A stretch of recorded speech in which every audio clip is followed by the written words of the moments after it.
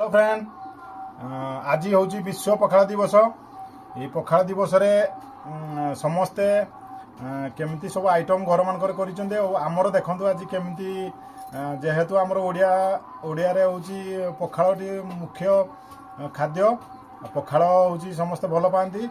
आमर घरे देखु केमती आइटम 12टी आइटम होती।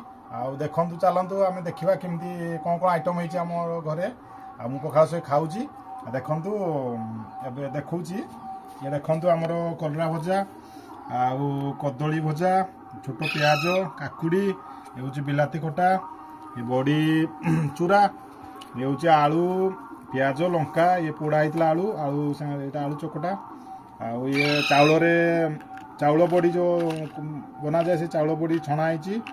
ये हूँ पणस तरकारी, आउची बैगण, ये हूँ शाग, ये हूँ बड़ी पोड़ा है बड़ी रसुण लंका ये चकटा है।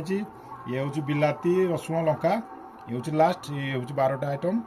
आपण मानू केमती लगिला हमको जनइबे कमेंट माध्यम।